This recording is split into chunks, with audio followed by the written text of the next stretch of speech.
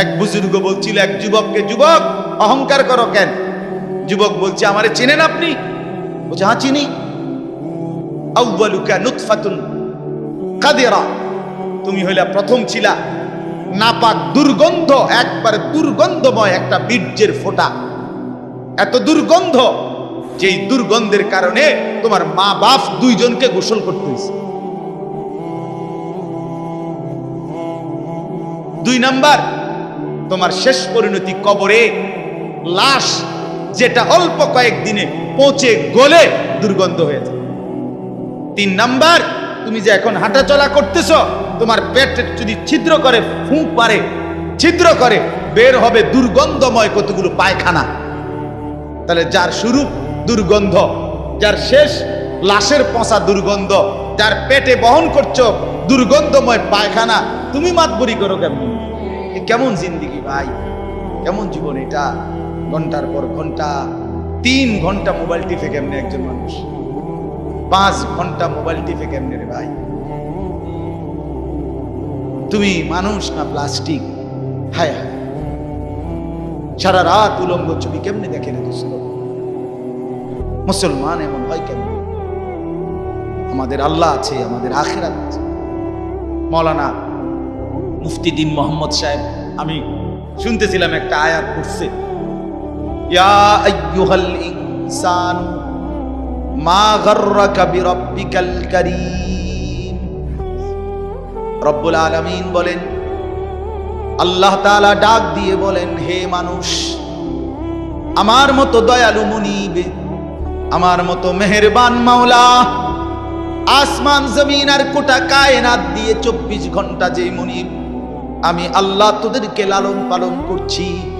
একবার চাঁদ উঠাই, আবার চাঁদ ডুবাই, আবার সূর্য আনি, সূর্য ডুবাই, একবার রাত বানাই, একবার দিন বানাই, একবার আলো দেই, আবার অন্ধকার দেই, একবার রোদ দেই, আবার বৃষ্টি দেই, একবার আলো দেই, আবার বাতাস দেই। আল্লাহ বলেন, এতটা যত্ন করে লালন করছি যেই মনিব, আমার মতো দয়ালু মাওলা, আমার মতো দয়ালু আল্লাহ থেকে তুই বান্দাকে, তুই মানুষকে কে রে ভুলায়া দিল? আমাকে বাদ দিয়ে যার কাছে গেলি বান্দা, বল না বান্দা, আমার চাইতে বেশি কি পেলি তার কাছে? সে তোকে কি দিল? বলো, তোমার সমবয়সী বন্ধু তোমারে কি দিল? উলঙ্গ কতগুলো ছবির দৃশ্য দেখানো ছাড়া, মদের আড্ডা, জুয়ার আড্ডা, নারীর আড্ডা, জিনা ব্যভিচারের আড্ডা ছাড়া তোমার বন্ধু নামের ওই শয়তানে তোমারে আর কি দিছে? তুমি বলো, বলো। ওইগুলা তো বন্ধু নামের শয়তান, ওইগুলা বন্ধু নামের ইবলিস।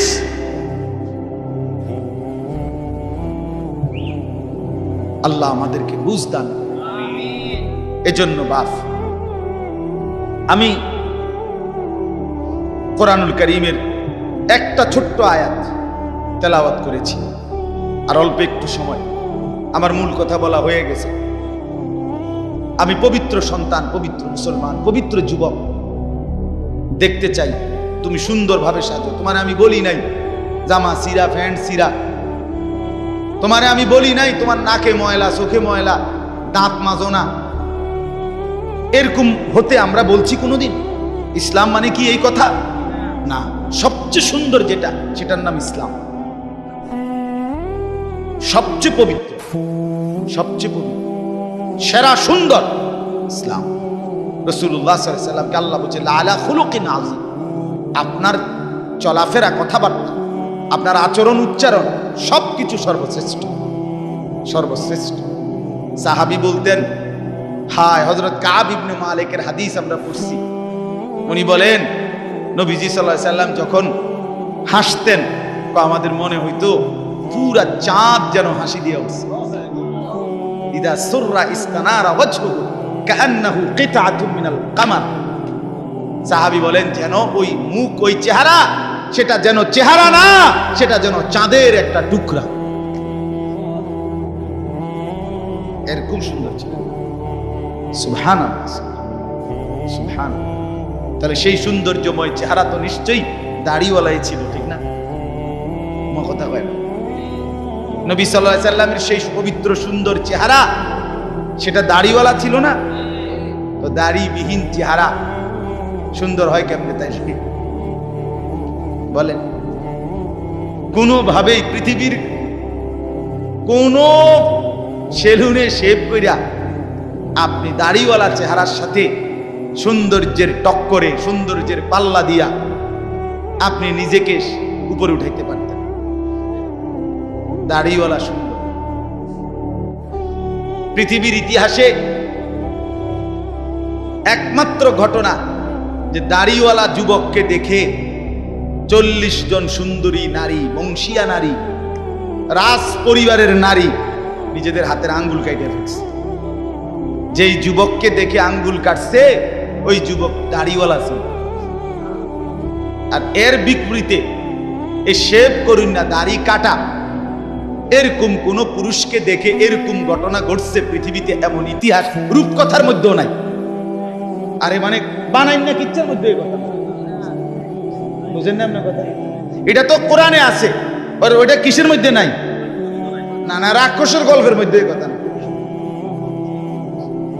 ডালিম কুমারের মধ্যে এই কথা নাই, রাজকুমারের গল্পের মধ্যে এগুলো নাই। ছোটবেলায় আমরা গল্প পড়ছি না, ডালিম কুমারের গল্প আমি পড়ছি স্কুলের বই, কোন ক্লাসে জানি পড়ছি। এই ছোটবেলায় আমরা গল্প শুনতাম, এই একরকম গল্প সব দিন। রাজা ছিল, রাজার ফুতা ছিল, যাইতে যাইতে যাইতে যাইতে জঙ্গলে গেছে, জঙ্গলে গিয়া দেখছে বিল্ডিং, বিল্ডিং এর ভিতরে দেখছে রাজকুমারী ঘুম যায়, রাজকুমারীরে উড়াইয়া কইছে আমি তোমার বিয়া করবো। তখন আবার এদুর বালা ছিল তো বিয়ে করবো, আগের কিচ্ছার মধ্যে বিয়ে করতো, হেদ দূরে নাই, আর আরো আগায় গেছে। তো আল্লাহ তাআলা বলেন, প্রিয় ভাই আমার, বাবা আমার, সবাই মিলে দেখি এই একটা আয়াত শুনুন, সূরা তাওবা 11 নম্বর পারা 9 নম্বর সূরা। এই সূরার 119 নম্বর আয়াত আল্লাহ তাআলা বলেন, ইয়া আইয়ুহাল্লাযীনা আমানু ইত্তাকুল্লাহ, ইয়া আইয়ুহাল্লাযীনা আমানু ইত্তাকুল্লাহ ওয়া কুনু মা'আস সাদিকিন।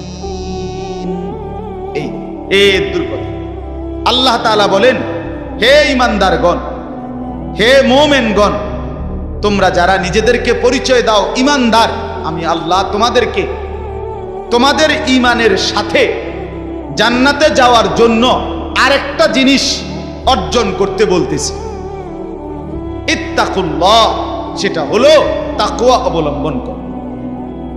কি অবলম্বন করো বলেন?